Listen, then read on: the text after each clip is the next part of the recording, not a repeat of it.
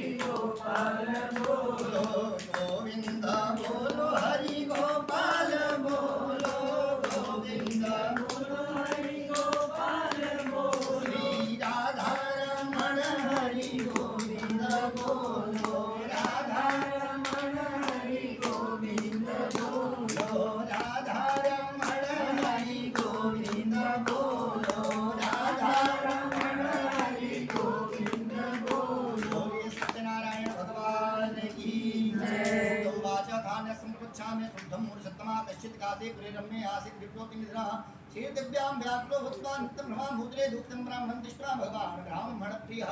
सूत जी महाराज से सौनकादि ऋषियों ने प्रश्न किया, हे गुरु एक बात बताइए, जब सत्यनारायण भगवान की कथा बनी तो सबसे पहले सत्यनारायण भगवान की कथा सुना कौन?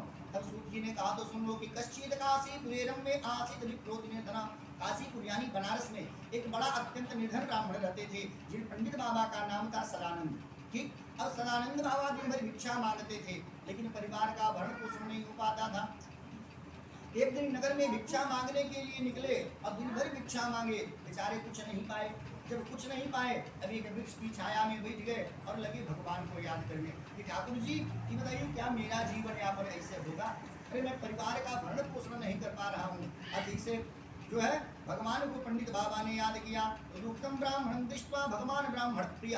इस पृथ्वी पे सबसे ज्यादा भगवान को कोई प्रिय है वह है ब्राह्मण। जब दुखी ब्राह्मण को भगवान देखे, तुरंत छोड़ दिए वैकुंठ लोग, फिर आ गए कहाँ? पंडित जी के पास, और रास्ते में आकर के बूढ़े ब्राह्मण का भेष धारण किए, और जहाँ पंडित जी बैठे तो वहीं बगल में आकर के बैठ गए। तो शास्त्र कहता है कि अभिवादनशीलस्य नित्यं वृद्ध्योपसेविनः अच्चत्वारितस्य वर्धन्ते आयुर्विद्या यशो बलम्। जो अपने से बड़ों का सम्मान करते हैं, इज्जत करते हैं, उनके चार चीज सदैव बढ़ते हैं, आयु, विद्या, यश और बल। जब पंडित जी देखे कि हमसे उम्र में बड़े हैं, अब पंडित जी ने प्रणाम कर लिया, अब प्रणाम करके चुपचाप बैठ गए। ठाकुर जी मन में सोचे, लग रहा है पक्का स्वाभिमानी ब्राह्मण है, कुछ बताएगा नहीं, इसलिए खुद पंडित जी से ठाकुर जी ने पूछ लिया कि बौद्ध विप्रस्व विस्तारम स्वदुखस्य कारणम। पंडित बाबा ये बताइए, आप दुखी क्यों हैं? अपने दुखी होने का विस्तार पूर्वक कारण बताइए। तब पंडित जी हाथ जोड़ करके बोल गए, सरकार मैं एक गरीब ब्राह्मण हूँ, दिन भर भिक्षा के लिए इधर उधर भटकता रहता हूँ, सरकार उपाय यदि जानना सी कृपया कथे प्रभु। इधर उधर भटकता रहता हूँ, लेकिन परिवार का भरण पोषण नहीं हो पाता है, कोई उपाय जानते हो तो कृपा करके बताइए। तब जो है पंडित बाबा से ठाकुर जी ने कहा, पंडित जी उपाय जानना चाहते हैं? तो जो है पंडित बाबा ने कहा हाँ। तब जो है ठाकुर जी ने कहा कि सत्यनारायणो विष्णु वांछितार्थ फलप्रदः। पंडित बाबा सुनो, सत्यनारायण जो भगवान विष्णु हैं वो मनोवांछित फल को देने वाले हैं। ठीक, जो भी मनुष्य उनकी कथा, उनकी पूजा, श्रद्धा और भक्ति के साथ सुनेगा, उसकी सारी मनोकामनाएं पूर्ण हो जाएंगी। अब जो इतने बात हुआ, ठीक, पंडित जी हाथ जोड़े, सरकार इसका नियम क्या है, विधान क्या है? अब जो इतने बात बोले तो जो नियम जो विधान ठाकुर जी नारद बाबा को बताए थे, सगरी विधान पंडित जी को बता दिए।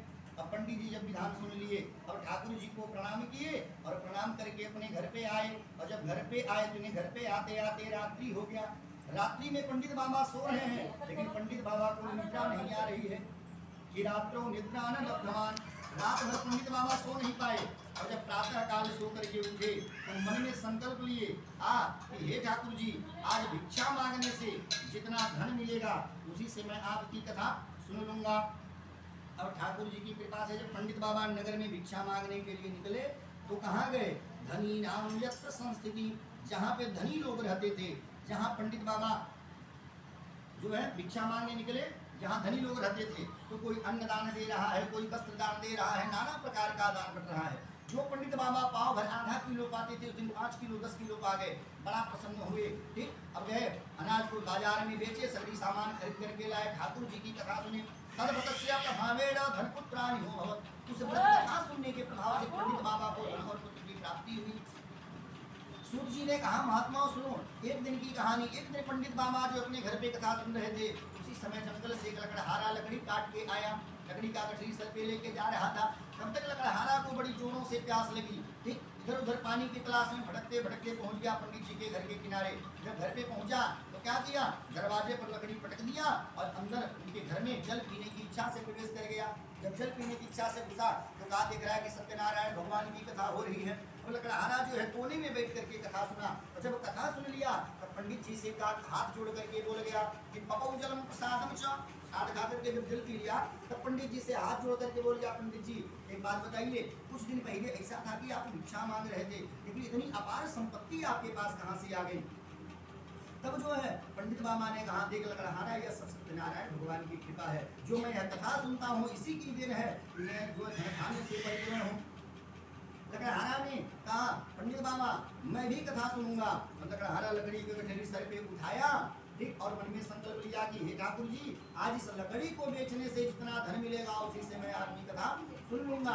अब ठाकुर जी की कृपा से लकड़हारा उस लकड़ी का द्विगुणित प्राप्त मानसो दूना दाम पा गया, बड़ा प्रसन्न हुआ, गया बाजार से सगरी सामान खरीद करके लाया, ठाकुर जी की कथा सुना। कथा सुनने के प्रभाव से लकड़हारा को भी धन और पुत्र की प्राप्ति हुई और ये लोग सुखम भूत्वा चाहते सत्यम ब्रह्म, इस लोक में सुख को भोग करके अंत में भगवान के वैकुंठ लोक को चला गया। बोलिए